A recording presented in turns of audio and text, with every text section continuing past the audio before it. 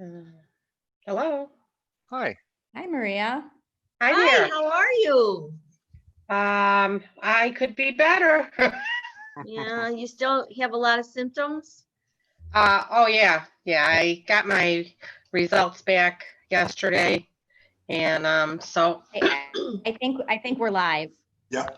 yeah. Oh, sorry. That's okay. That's okay. We'll talk after. Yeah. Okay, we live, Pat? Yes, we are. We're ready to go. All right, welcome everyone. First, I want to just put a statement out that the reason we're having the Zoom meeting is with the construction going on at the school, having to set up for the board meeting and take it down while they're preparing to open for the school. It just seemed a better option just to do a Zoom meeting, being that it was a special meeting to begin with. So with that being said, can we please stand for the pledge?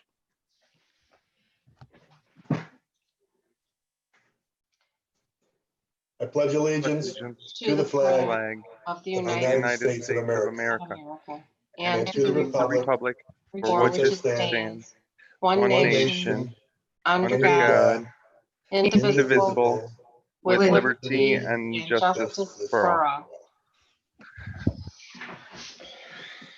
Okay, thank you. Okay, roll call, please. Mr. Malusa, Here. Mr. Beckman, Here. Mrs. Wacholder, Present? Mr. La Palermo, Mr. Matz. I'm sorry, Mr. Matz, I didn't hear you. Here. Mrs. Salvador, Here. Mr. Tarjan. Okay. We have quorum. Any public comment? No public comments were submitted prior to the meeting. Excellent. Okay, Pennoyer School reopening plan.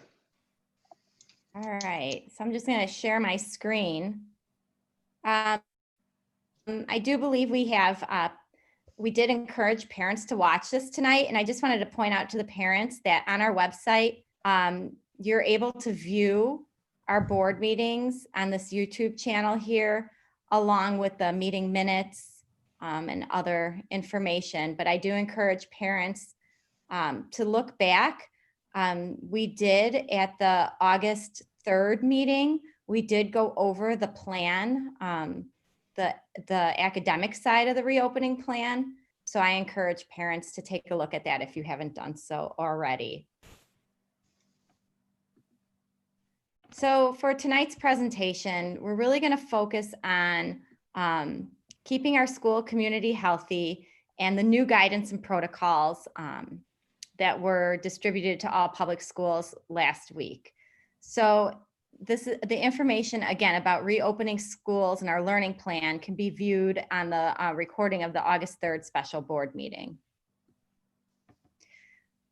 So I always like to include this slide just to remind people that we are currently in phase 4, which means we're still very limited on how school is going to look. It's going to look much different. We really still have a lot of restrictions. And if we move backwards, we're back to remote learning. Phase 5, when things open up again, we're opening up, and that's because we have a vaccination. So I feel like we're going to be in phase 4 for quite a while, if not moving back to phase 3 before moving on to phase 5. And then just a reminder, so the Illinois State Board of Education, which we fall under because we're a public school taking public money from the state and the federal government, we do have requirements that they have laid out for us. So face masks must be worn at all times. Shields and gaiters are not acceptable. Gatherings of more than 50 individuals in one space is prohibited. Social distancing must be observed as much as possible. Screenings and temperature checks must be conducted to ensure that students, staff, and visitors are free of symptoms. Enhanced cleaning and disinfection procedures must be implemented, and 5 hours of instruction per day must be provided to our students. And that's whether or not they're in person or remote. So there has been some changes from last year's remote learning. So our partners in our decision-making really fall under the Illinois State Board of Ed, the Illinois Department of Public Health, and the Cook County Public Health Department. So new guidance came out right before last week's board meeting. So I just want to thank the board for agreeing to meet again this week so that we had time. The admin team met last week to look it over and how we're going to implement this here at our school and what it means for Pennoyer. So on August 12th, new guidance from the Illinois State Board of Education and the Illinois Department of Public Health was issued to all public school districts. It was updated again on August 13th, the next day, and we actually had a slight update today. One of the requirements was face masks needed to be worn at all times within a school building, and they did relax it a little bit, saying that teachers and people who work in the office, as long as your door is closed and you're by yourself, you can be without your face mask on. So we were kind of gearing up to all wearing face masks all day here, but that was a little bit of a nice relax of that rule. So our teachers were here today for Institute Day. They were all in their individual classrooms and conducted all their meetings on Zoom. This guidance paints a very clear picture of what the exclusion of students and staff due to the illness of COVID and related health concerns. It also allows for local school districts to establish more stringent requirements, and the guidance has been broken down in the next slide. So one thing they defined is close contact. Close contact is considered to be with anyone with or without a face covering, who is within 6 feet of a confirmed COVID case, which was with or without a face covering, or someone with COVID-like symptoms for at least 15 minutes throughout the course of the day. This applies for both at school and at home. I have to stress that because, we may be in a situation where we were exposed to someone over the weekend. If that person was symptomatic, we are asking our staff and our families that students and staff then need to stay home. The period of close contact begins 2 calendar days before the onset of symptoms for someone who is symptomatic, or 2 days before the positive sample was obtained for someone who tests positive for COVID but may not have symptoms. If the case was symptomatic, coughing, sneezing, we could look at that example and say, you know what, you may not have been within 6 feet for 15 minutes, but we feel like you were close enough for enough time and we're going to go ahead and quarantine.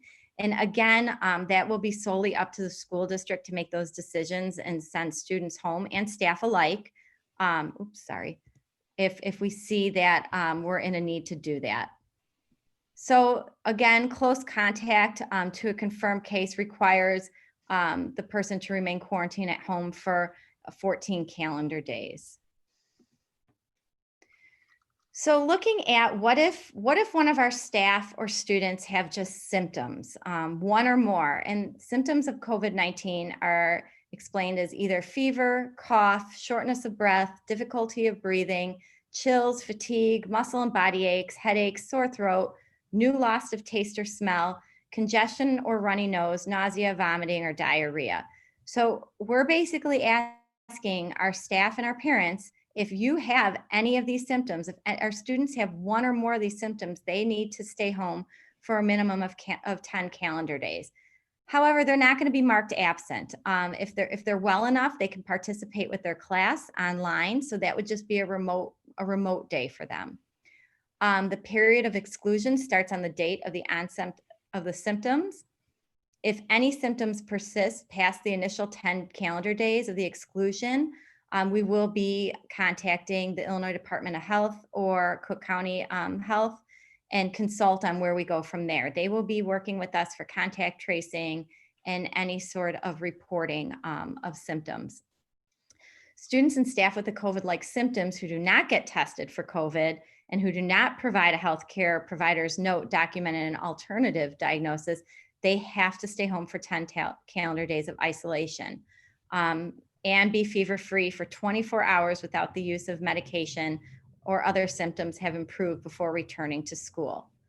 So we are going to say that a student or staff member may return prior to the end of the exclusion date if they have a documented negative viral, which is done either through a nasal swab or blood sample of the COVID-19 test.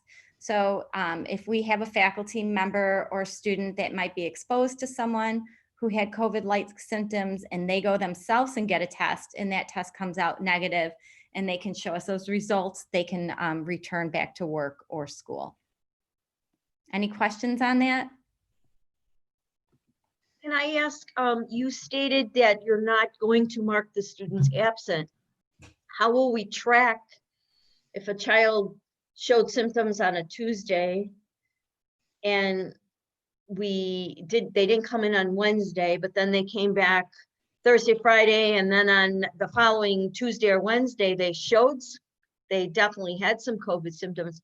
How can we go back and prove that on this particular day, your child wasn't here due to whatever cause you chose to keep them home? Right. So if parents choose to keep their children home on a day that they're scheduled to be here for learning, the students can simply just log into their classroom. They'll all have access because we'll be conducting school synchronously. So kids will be able to log in, be a part of their classroom. We're asking that parents call that child in, let us know what the symptoms are so that we can assess if we need to quarantine other children or faculty that they've been close to. And then if they're well enough, or again, if they were exposed to someone and they're quarantining because of that, they're gonna participate remotely and we'll be able to take their attendance that way. Did that answer your question, Sheila? Yes, thank you. All right, so, when you work with kids, it's not uncommon that we have allergies, runny noses, students and staff alike. So we're asking that, we're requesting parents and staff to provide a physician's note prior to the return to school if they have a diagnosed condition that may present itself similar to COVID-19 like symptoms. So then that way we're not just sending them home to quarantine. We know that they have allergies and it's a high allergen count that day, and we're going to be ready for that. But we're still going to kind of assess and make sure that there's no other symptoms. So it's really going to be on a case by case, but it will help having that documentation.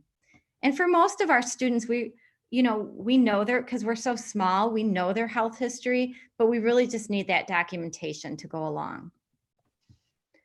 So the 100.4 temperature, this is the number that the IDPH and the Illinois State Board of Ed is going with right now. I know there's a lot of debate out there what really constitutes the temperature, but this is what we're going to follow. So if a student, if their only symptom is a temperature, they can return to school 24 hours after the resolution of the fever without reducing medication before the student or staff member can return. And they also must not have any diarrhea or vomiting. So of course, that's with no other symptoms. So no sore throat, no fatigue. So we'll be looking at that as well. So if we have a student or staff test positive for COVID-19, if they have no symptoms, they have a 10-day exclusion after the date of the first positive test. If the symptoms are present, so it is likely, if you think about that, if they left school because maybe they were exposed to someone with COVID-19, so maybe they found out on a Monday or a Sunday that they were with someone last Thursday who had symptoms, so they're going to stay home Monday. They may get their test on Monday, but not get the results till Wednesday or Thursday. It's 10 days after they get those test results. So that could extend that window. If they have symptoms, it's 14 days after the onset of the symptoms and the result of the test. And then the period of exclusion will be extended if they're still experiencing a fever and exhibiting no symptoms. So who will be in contact with the parents? Our nurse. We're also going to be relying on people from the Illinois Department of Health and Cook County Board of Health to guide us through this, but we will be monitoring this, and this is something that we're going to keep track of. So what if we have someone that was in close contact? Again, that close contact is 6 feet with someone who is either tested positive or has symptoms for at least 15 minutes, or they were really near someone for more than the 15 minutes who was exhibiting symptoms such as coughing, and we just feel like there was too much contact. So again, that period of contact begins 2 calendar days before the positive sample was obtained. If the source of the case was symptomatic, coughing and sneezing, we might look at, again, that briefer 15 minutes, less than 15 minutes. The period of exclusion starts on the date of the most recent close contact. The contact can happen at school, at home, in the community, wherever. We're really asking parents to make sure they're communicating with us so that we're able to communicate with anyone their student may have had close contact with, because again, our top priority is keeping our students and staff safe. And individuals who remain asymptomatic throughout the 14-day calendar day of quarantine that we do want a physician's note for them to return to school. And then again, we're looking at a 14-day quarantine is required because of the incubation period of COVID. So even if you're home and you're asymptomatic, if you have tested positive, you still can spread it to others. So the role of our school nurse will not be conducting clinical assessments or evaluations of students or staff.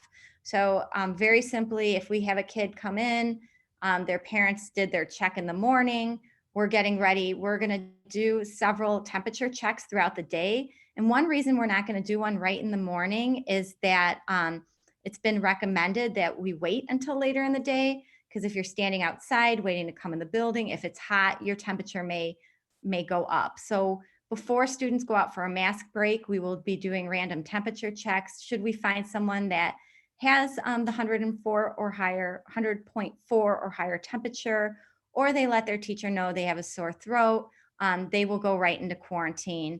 And along with their siblings, and they will wait there. We do have a quarantine room that will be sectioned off and ventilated, and they'll wait there until a parent or emergency contact can pick them up. The nurse will be the main contact and notify families when appropriate of any known or suspected cases. So if we have a case in the middle school in 8th grade, we're not gonna, unless there's a sibling in 3rd grade, we're not gonna inform the 3rd grade parents, because those kids are not gonna ever be together. We're really gonna keep kids in their pods. We have 10 kids or less per class on both either the A or the B day. So we've come up with schedules of when they can pass in the hallway, what areas they can be on at the playground. So we're really gonna mitigate, and we're really gonna try to make sure that we're keeping students in these pods and teachers as well, so that we're not cross-contaminating, and that we're able to identify when a student or faculty member does become sick or have symptoms. We're able to notify the appropriate people. The nurse will be working with the Cook County Health Department, Nurse Alana, and the Illinois Department of Health when there is a confirmed or suspected case. She also did take a contact tracing class this summer through Johns Hopkins, so she does have a good understanding of that. But her office, we are not going to bring sick kids into her office. They will go right into the quarantine room. We're going to really limit the amount of kids that are walking through the building, just so that we can ensure that we're not spreading any sort of germs if not necessary. So again, quarantine protocols. So students, I have to just keep harping on this, that have any of these symptoms. So if we're going to be asking our parent, if your child wakes up in the morning and says that they have, body aches and a sore throat, they need to stay home for the 10 days. They need to call into school. We'll take note on that. Our nurse Alana will follow up, and we'll come up with a plan. If they take a couple-hour nap and wake up and feel better, they're welcome to join their class remotely, but they still need to stay home for the 10 days.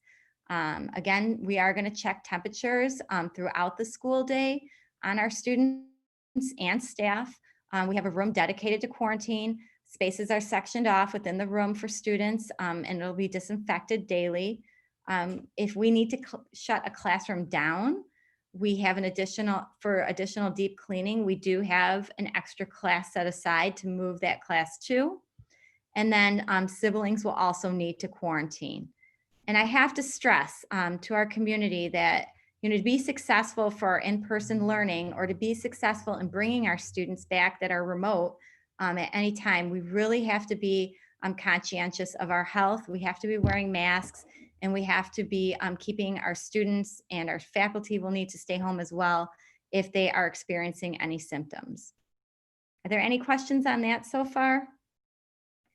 Kristen, when we send, if you send a child home with possible symptoms, and I know this might be irrelevant, but will we send their device with them so that no Oh, one yeah. from that family needs to come back to the school for any reason? No, we will, kids will be taking their devices home with them every day. And then we will be arranging multiple throughout the school year, because we are going to have some 40% of our students are staying home and fully remote by family choice.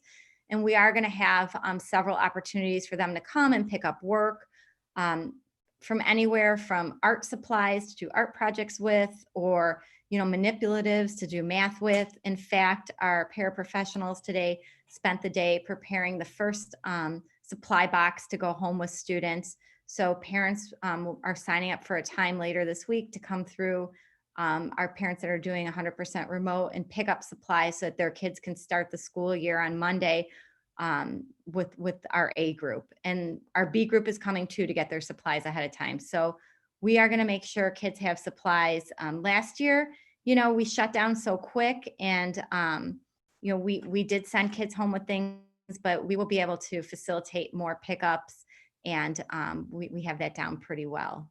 Okay, I was just Yeah. concerned about the kids that are going home sick, Yeah, no, I mean, we that won't they make have their mistakes. devices, so Yeah. no one has to come back and get them. Yep, they will get their devices. Thanks. So other guidance that came through this August 12, 13 communication was the Cook County Department of Health and the IDPH will be the ones conducting contact tracing. So that means if we have a student here or a faculty member who tests positive, and once we determined who they were in close contact with, they will be contacting those people and working through that and seeing how far that goes. Any two confirmed cases of COVID-19 occurring in the same classroom or same office within 14 days will be considered an outbreak. And then they did define proper PPE for personnel that are cleaning areas used by individuals known or suspect to have COVID-19. So looking at an N95 mask, eye protection, shield or goggles, gowns, and gloves. So some of this we have, some of it's still on back order. And, I've been in contact. We do have a school district in our Leiden conference that did open up. They opened last Thursday. They have 4 buildings in their school district. And I spoke with that superintendent today, and he said not one single student has been to their quarantine rooms. So we've talked about our quarantine room here. Should we have students in it, we would air it out that evening, and then a custodian early in the morning would spray it down and sanitize it. So we're really going to have to monitor that. That would be our biggest source of disinfecting and making sure that we are not spreading more of the germs, and making sure that we have that under control. But again, we can't have kids sitting in there all day. And if parents send students to school sick, and then they can't pick them up, that really causes risk for the rest of our students and staff. So we're really going to have to monitor that. So we're also looking at local data and metrics. So I've included the website for the Department of Health, where you can find these metrics. And just since last Wednesday at our board meeting, we've seen an increase in our region. And we must look at the region as a whole, not just our zip code here in Norridge, Harwood Heights, or Norwood Park Township, because many of our families commute all over the Cook County area or into Chicago or into DuPage, Will County. So we can't say, we have a low rate in Norridge, but half of our families spend most of their day somewhere else working. So we really have to take that in consideration, because we're such an urban area and not so much a rural area. So again, this has changed since last week.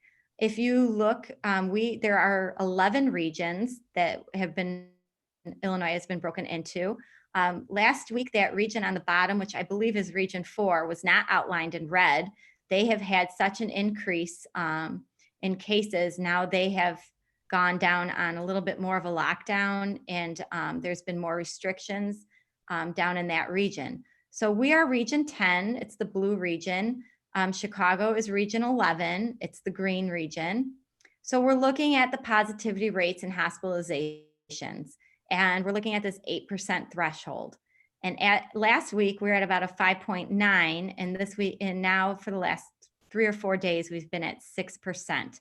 So we are seeing an increase. And if you just look at the graph that I have up on the screen, we're seeing that increase even as, you know, we're just a couple weeks in here, and we're seeing that go up. So even though when you see the daily cases come out 1,700, 1,200, they're breaking that by region and how much testing they've done in that region and how many positive tests have come from that region. So in preparation for returning to school, we have secured a substitute nurse to help out should Nurse Alana have to quarantine. I feel it's really important to have a licensed healthcare worker nurse on site during this. We are working on securing a substitute teacher to be on site daily, so that if we do have a teacher that, you know, they might receive a phone call saying, you know, they know someone that they were with over the weekend that tested positive, they're going to have to leave and go into quarantine. So we're looking to have someone here every day to make sure that we don't have disruption. Ongoing communication with our families. We've kept that up to date on our website so that parents can go back and see. But I feel like we've done a really good job keeping them informed. And it's frustrating for me sometimes because I wish I had more answers, but you know, it seems like things are changing by the day, and we can only give parents answers to what we know for today. Our classrooms have been cleared out. Our custodial staff was in this weekend clearing out any extra furniture. They've been working extra overtime, and we really have able to space out our desks or our student spaces. So desks or tables 6 feet apart. So we feel really good about that. And I just have to give a huge, you know, besides our custodians that have been working hard, our administration and our teachers and staff have just been so extremely flexible given the fluidity of the situation. Coming in, I mean, this isn't the way anyone wants to set their classroom up, but it is really a sterile environment right now to ensure that we can properly disinfect it and that we're able to bring students back safely. So I really have to say the staff has been excellent in problem solving as we find out information and just really giving 110%. So some of the concerns we have is obviously enough staff to adequately staff the building. And when I say that, I just don't talk about our certified teachers, but our custodians, our paraprofessionals, our office staff. It's not easy to work in a school. If you want to come and work in a school, you do have to have a background check. So it's about a 2 to 3 week turnaround time for us to get new faculty in. So we have had sub positions opened. We have advertised, but right now I don't know that that's a desirable job for people, given the state of where we are with COVID. So that is a concern, being able to staff the building. Limited PPE for our nurse and custodial staff. We've been trying to secure N95 masks. We do have another source that just opened up last week that we're entertaining, but making sure that our staff is safe as they're either interacting with teachers or staff or students that are symptomatic or disinfecting after them. And then of course, you know, families sending symptomatic students to school and then us having the possibility of that sort of spread or exposure. So really making sure our families understand the importance of if your child has any symptoms, you do have to keep them home for 10 days. So that is where we're at with the reopening as far as health and safety logistics. You know, I've expressed to the board, while things have been changing, I feel really good about the preparations our administration and teachers and custodial staff and office staff have made, I do feel pretty good that we're in the guidelines, but I do know that it's fluid, that we're seeing an uptick. And, you know, just today when I put on the slide, the 6%, you know, at what point do we look at and say, now we're at 8% and we are going home and doing remote learning, what would be a good number that we can come back at? So, you know, I would love to see our students come back into the building, have time to get to know their teacher, make those relationships, form those bonds. Because should we go remote, I do have a feeling it would be for an extended time. It wouldn't just be for a week or two. So that's where I'm at. I open it up for discussion now from the board to kind of get a feeling of where you guys are at and where you think we should go as a school district. I think we've covered the very important aspects of everything. And we're just going to have to kind of learn as we go along. I mean, it's going to be difficult to keep parents out of the building because everybody's going to want to kind of see what have we done, what So I want yeah, to make sure my kid is safe. we're not going to allow any parents or visitors. The only people that will be in the building would be any sort of maintenance crew or worker that needs to come in, but they have to follow the guidelines. We will not be able to have, we're so blessed to have so many parent volunteers and community volunteers. We're just not going to be able to do that right now because we're really committed to keeping our Right. students and teachers in these pods so that there's not that exposure. So right now, we are going to let our parents come onto the playground after school to pick their kids up because that's what we always did, but they're going to have to wear a face mask. And of course, it will be outside.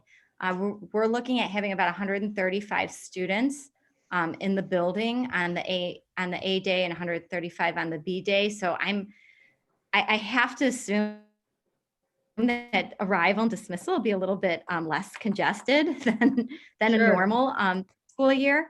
We're also going to be doing something a little bit different with preschool. We're going to do A and B weeks. And we're going to be sending boxes of toys home for those kids that are remote. So the kids that do come for preschool, they will come for a full week with the exception of Wednesday because we will clean down the room. And then all those toys will be sanitized and the new group will come the next week. So we're really taking a lot of precautions, again, to make sure we're not exposing students or teachers to different groups of students and having that risk. What's our stance on children that won't keep their masks on? So that is going to be going in the handbook. If they cannot keep the mask on, first we have to look is it a disability that they have? Are they one of our special needs students? And we're going to make other accommodations with them. And with a lot of those parents, we've already started working that out, what that's going to look like. If it's one of our other students that that refuses to wear, they will need to stay home and be remote learning. That we just won't be able to keep students in here who cannot keep their PPE on. And we do have several mask breaks within the day, plus students will be going to PE. So we're looking at about 4 times a day that they'll be able to take their masks off because they will be outside. So I'm hoping that will give some relief to that. Is there anything in writing about warnings about kids that take the masks off? I just don't want to catch parents by surprise.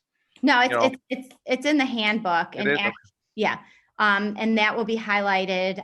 There will be like an informational video going out to parents, and then we'll send the handbook out. In years past, we've sent it home paper copy. We're going to be sending it home electronically, and parents will need to sign it digitally. And that's going to be in there. Okay. Kristen, did you hear anything last week? And a lot of this, of course, is probably rumor, but that the Illinois Department of Health had changed their stance on masks and that the children were going to need to wear them outdoors as well. I did not hear that, but if the students are are within 6 feet of each other outdoors, they do need to wear masks. Mhm. So we're in the process of our outside lineup area, putting circles out so students are lined up more than 6 feet apart. So we're gonna try our best to keep students 6 feet apart. So when they are outside, that is an opportunity that they can have their masks off. Okay. Well, one of my biggest concerns, and I've talked to Kristen about this, and I think I talked about it at the board meeting, is that we're gonna be constantly changing things. Something's gonna happen, we're gonna have to react to that. We'll react to that. Something's gonna happen, we're gonna have to react to that. It's the one thing I don't want to see. I mean, just listening to you go through all this and keeping track of this, who's gonna be keeping track of all these children who are, or staff were out for 10 days or? So that'll be our nurse. So she'll be keeping track of that. We'll know when kids, before they come back, she'll make contact with the family to make sure their symptoms, they do not have symptoms anymore. Check to see if they need to be out longer. So she will be making that. But, I think my feeling is it'll be another conversation if we find ourselves in a situation where we don't have enough staff and we can't, we're not doing the teaching and learning justice, then we are going to have to consider going remote. And, again, as we're seeing a trend of numbers going up, going remote might just be what we do because we're going to be required to do it, or we're just going to have enough, staff and students who do become positive. Maybe they haven't been at school, but they've tested positive and they're not coming in. They're at home quarantining, in quarantine. Then we might have to look at, is it too much of a risk to have students and staff on site and then go remote then? I think this is a very fluid situation. I think, and I have made all my communication very clear with our families and staff that, this can change anytime. We could, I have been encouraging parents since early summer to make sure that you have a backup plan should we go fully remote. I will say there's not a lot of school districts that are coming back in person. They're doing more of a phase-in model. My fear of that is, as we're watching numbers go up, we may not be able to phase kids in. So I'm seeing where we're at right now, and we do have all the kids assigned to classes where they're small sizes and they will be 6 feet apart. So I think this is our window right now to bring kids back and bring them back successfully before we start to see, and it's being predicted right now by CDC. Chicago is going to be the next hotspot again. So before we start seeing those numbers go up, I think we have a very small window of bringing our students back, just to let them see school again and be with their peers and get back in that mode of school. And I think that would really set the tone for if we do have to go remote for a long time. I think that would help keep that a more positive situation. So Kristen, for a child who's been out with a confirmed case of COVID and has quarantined for 14 days, for that child and siblings to come back to school, they must have verification of that from a doctor. Is that Yes, correct? That's what we're asking, that they have, we're asking that they engage with their physician. The guidance says that you can be, if you're asymptomatic, you're out for 14 days. If you're symptomatic, or I'm sorry, 10 days. If you're symptomatic, you're looking at those results and those symptoms, and you're waiting for them to subside. So you might be engaged with your physician more, but it would be something that we would be in contact with the parent about that. Okay, the reason I'm asking is I have a very good friend who had COVID, did her 14 days, went back to her doctor, got retested, and they said, you are still positive, you have to go another 14 days. Right, so they have to have a negative test before they're allowed back. Right, and he told her she couldn't even come back for another test until after 14 more days. So again, Sheila, we'll be working any confirmed COVID. So there's two ways you're going to be out excluded or in quarantine. Either you are symptomatic or you've been exposed to someone with COVID, or you've tested positive. For those that have tested positive, we will be working with the health department, and they will be establishing protocols, and they will be in contact with the families as well.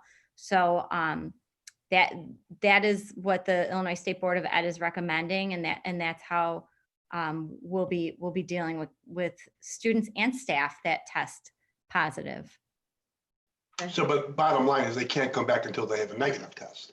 Yes. Right, yes. that's what I'm looking for, because I never knew, I thought after the 14 days, that was supposedly your healing period. I didn't know you could test positive But it again also until needs- this happened to my friend. It also needs to be a viral test, which is either the nose swab or a blood test. Yeah, okay. Okay.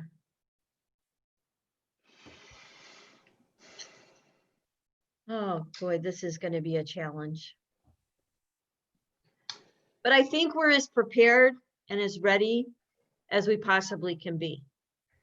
If we could build a bubble around every student that attends Pennoyer and we had the resources and the funds to do it, we would do it. But unfortunately, that's unrealistic. So again, kudos to our administration, to our board, to everyone that's been involved in trying to make this a safe place for the children, even if it's for a short period of time. At least they'll know what their teachers look like. Yeah. Well, partially what they look like from the nose up. Yeah. Well, I mean, I guess we're on to opening up, I guess. I think it's the right thing to do given the window we're in right now. And then we can reassess. I will keep the board updated, and if I feel like we need to have another meeting to look at data and metrics, definitely. And of course, we've talked about this too, that and not to compare it to a snow day, but it is like a snow day. It doesn't take board action to call a snow day. So if I was to get a call, starting in the evening that we're going to have faculty out, and then I know we won't have enough staff here to receive and properly, educate our students, we will have to call, we may have to call a remote day early one morning and then assess where we go from there. So, and I have been upfront with parents about that. We just don't know. We can come up with a lot of different scenarios, but we just don't know until we get there. Yeah, and I think you got to keep pounding that into the, into the parents that this could change at any minute. Mm-hmm.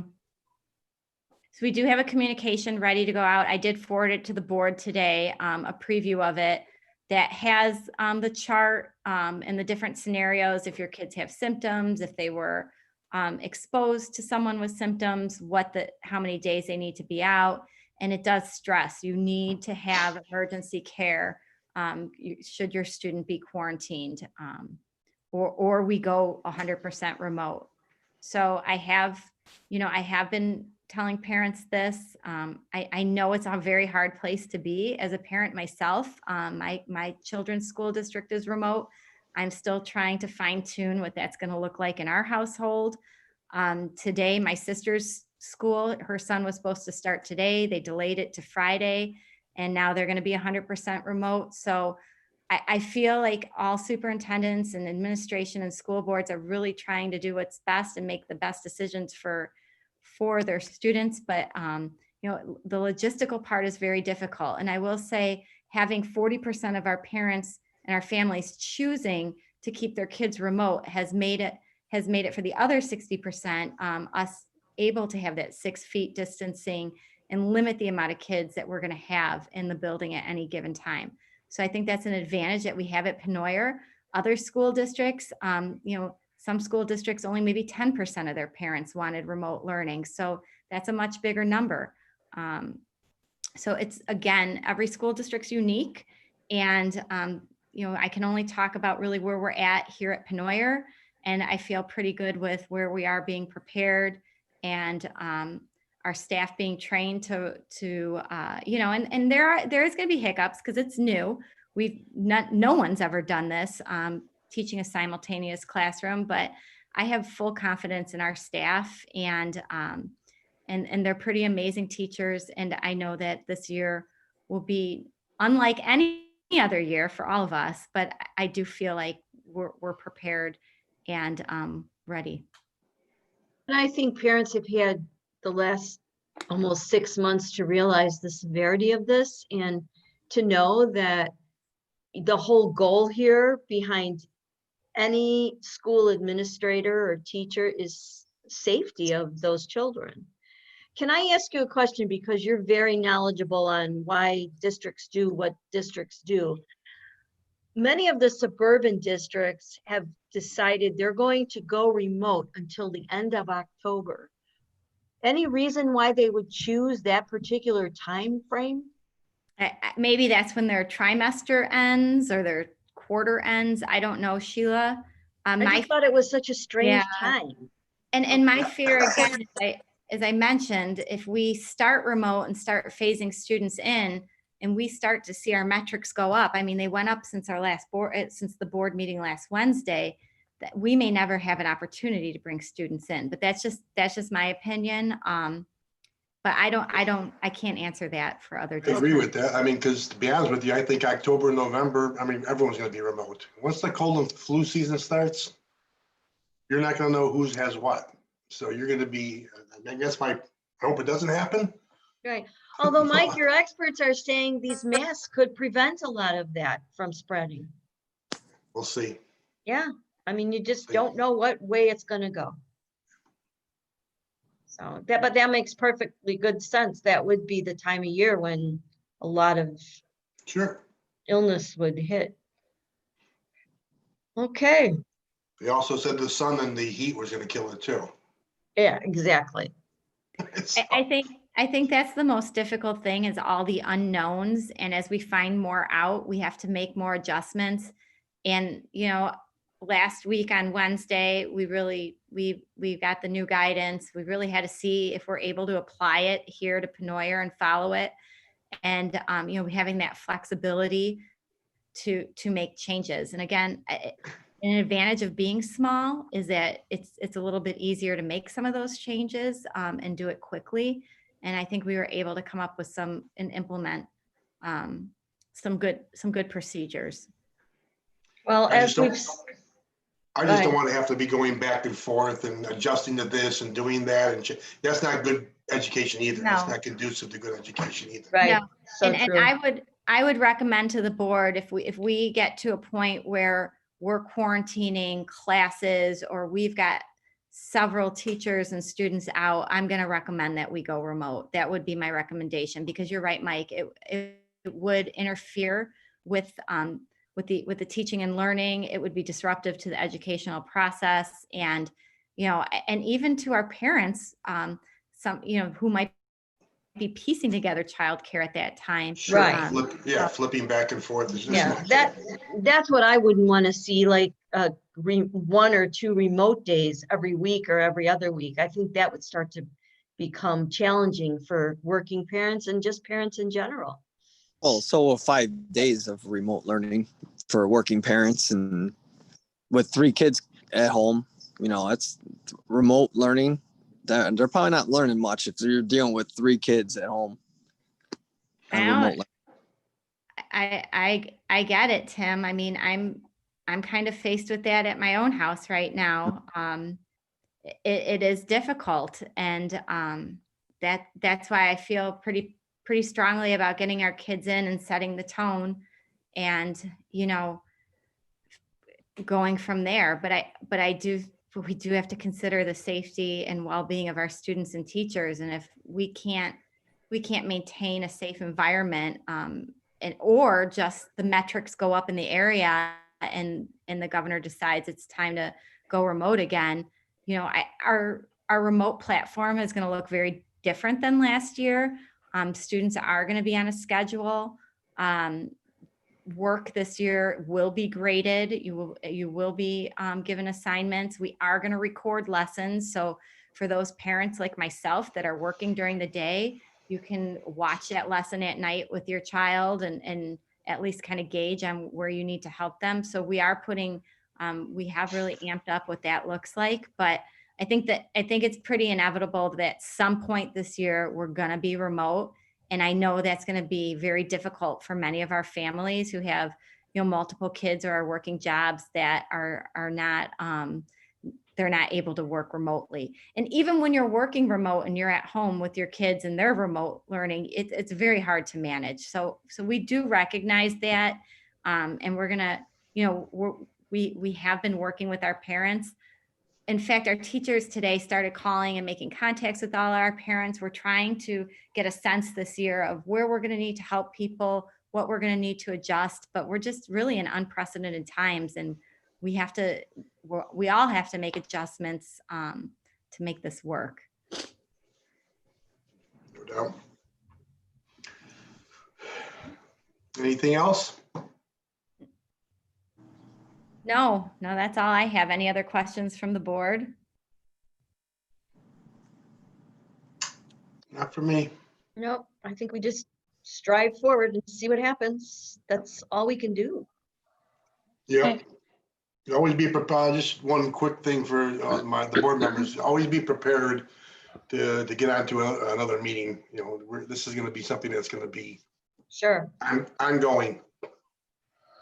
And we've been keeping our staff very well informed as well through all this. And I have to say, I'm very proud of them and confident that they are able to make adjustments when needed.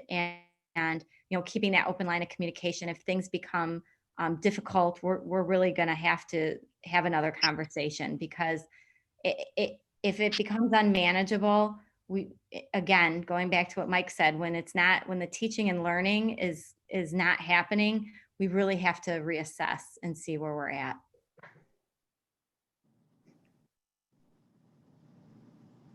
That's all I have. Okay, anybody else? That have was quite a anything? bit. Yeah. Do you ever sleep? What's that? No, it's been fine. Like I said, we have a great team of our faculty is so great here. Everyone's been working hard, and it's really a team effort. Okay, could I get a motion to adjourn? Motion. Second. Sheila? Maria, second? Yep. All in favor? Aye. Aye. Any Aye. nays? Okay, thank you again. All right, shall- everybody stay safe, please. Bye. You, bye. Bye-bye.